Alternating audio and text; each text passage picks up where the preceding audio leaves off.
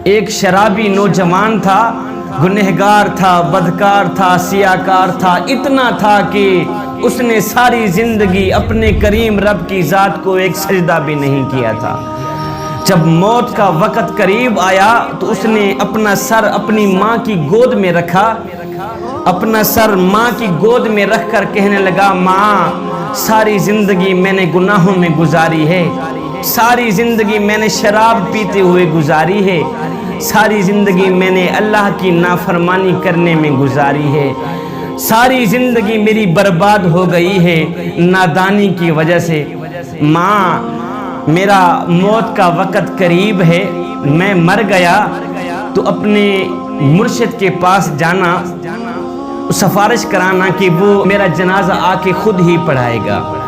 صاحب ظاہر ہے کہ مرشد جب جنازہ پڑھانے کے لیے آئے گا تو 4 بندے بھی اس کے ساتھ ہوں گے، نہیں تو میرا جنازہ کون پڑھے گا؟ میں تو اتنا گنہگار ہوں، بدکار سیاکار ہوں، میں نے ساری زندگی شرابیں پیتے ہوئے اللہ کی نافرمانی کرتے ہوئے گزار دی۔